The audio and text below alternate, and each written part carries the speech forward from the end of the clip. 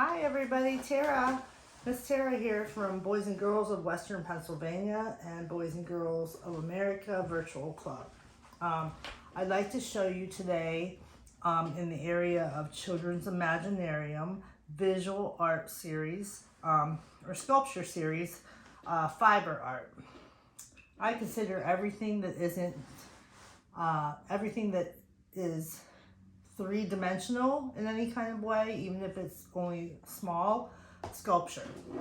And then we break it down to different categories. So fiber art, I call this fiber art because we are using fiber.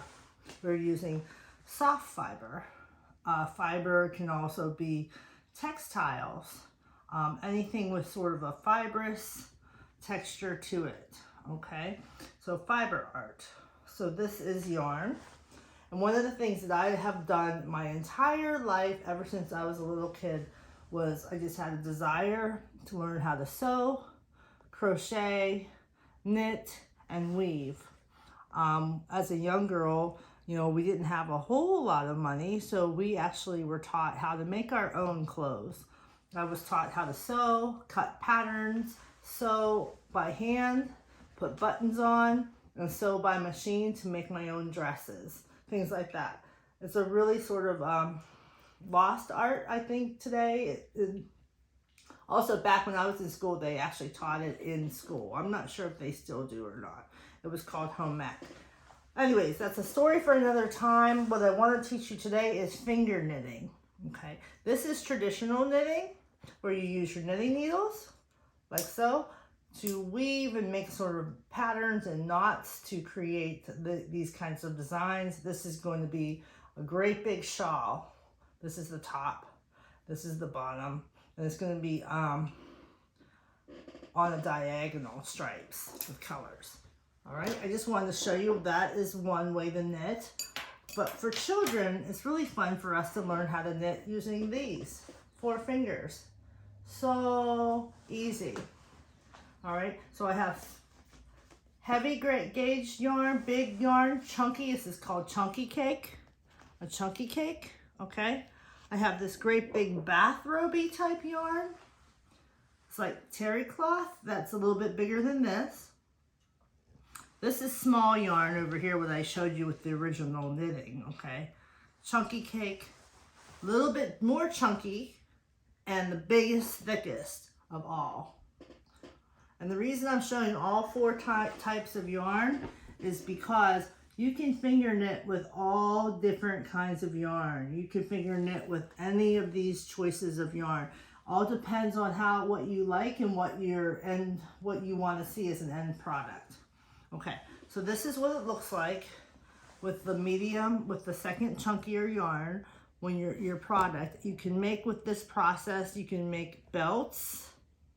You can make necklaces. I like to make chokers sometimes. Headbands, which is really fun.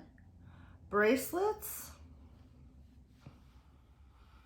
Straps for bags. Embellishment on clothing. Or you can also take these types of things and guess what? You can sew them all together in a circle and you can make rugs. All types of things that you can make with this technique. This is something that's good for young people and for older people.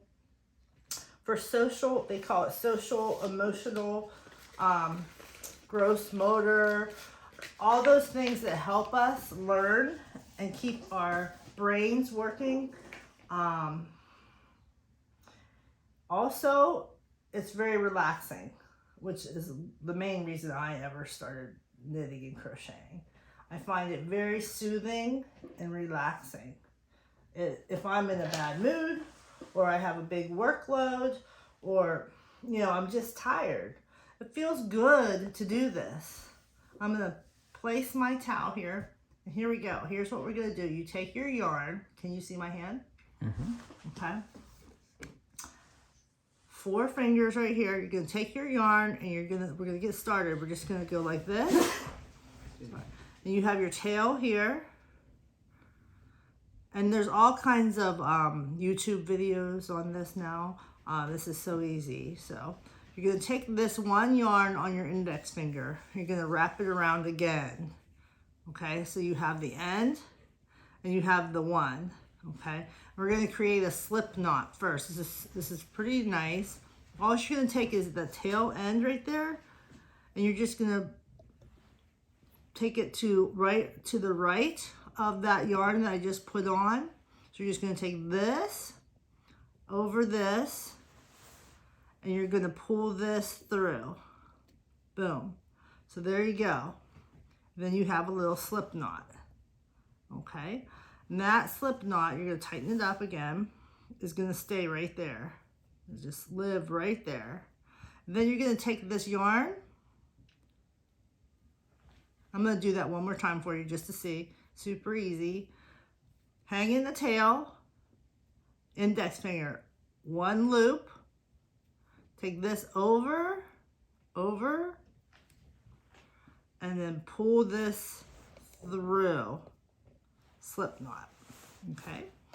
Tighten up your knot, and then here it comes. Here comes the rhythm. Take this end, and you're going to go like this. Over, second finger, over, third finger, ring finger, over, pinky finger. Okay. Now you want to do this, have a second knot. So you're going to take this end, you're going to go over your ring finger, over your tall man, and over your index finger. Okay. So there it is. You only have 2 strands on each finger. Except the pinky. Yes, except the pinky on 3 fingers. You're going to take this bottom loop, tuck it over, bottom loop over the top, bottom loop over the top. Okay, then you're going to pull this down just a little bit. I like to adjust mine down a little bit at every turn. Like I said, this is just take your time. This is so relaxing. Then you start with the other end. There's no rush. You go like this. Over, over, over. This time we only have 2 lines on these 3 fingers. It's always going to be these 3 fingers, these 3 fingers, back to these 3 fingers, back to these 3 fingers. There you go. Ready? Now we go over, over, over. Pull it down just a little bit. I've seen some people do these tutorials where they have the yarn all the way down here and they do a different kind of weave, but it's basically all the same principle. Okay, then you take this around, around, around, over, over, over. Now I'm going to speed this up just a little bit so I can start to show you what's starting to happen. Then we start here. Around the back, around the back, around the back. It's always around the back. Okay. Now here we go. We're going to speed it up. And then I can show you. I can see it already happening on the back end. 2, 3. Okay. Now if you look right here, this is good exercise for your hands too. I do this whenever I just want to relax and I'm listening to a TV show or something. Look what's happening.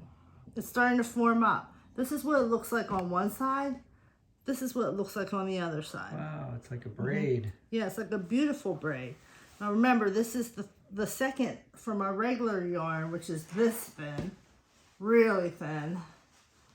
Our first knitted yarn that I use the knitting needles with, to this chunky cake, which is this, to this thicker terry cloth, which is this, to this big mama right here, which I'm going to do later. And I have some even bigger yarn that I ordered that you can use your arms as knitting needles. And you can make great big bags or great big blankets. Wow. And that's I ordered one of those a long time ago. I haven't started doing it because I think that you need to make a full-size blanket. I think that I need like 2 or 3 more, but I'm not going to do that just yet. So anyways, how fun is this, guys? You don't need any tools. You can do this at 5 years old. 5 years old can do 4-finger knitting all the way up to adulthood. The littler ones, under 5, can just do the chain stitch knitting, which is another thing we can teach you too. Fancy schools like the Waldorf schools and curriculum, they use this to help kids gain confidence with using their hands and their eye-hand coordination and your fine motor skill development. So this is really fun though. I use it for meditation purposes. So all that good stuff happens, but guess what? It's also just very soothing and relaxing. And anybody can do this. Boy, girl, man, woman, anybody can do this. This is for everybody. And guess what? Once you learn how to do this with yarn, you can go outside. Maybe you find a nice twig or a vine or a bark or a grass blade. You can do this with anything. Okay? Well, thank you very much for listening. I hope this inspired you, and we'll move on to the next thing. Thank you.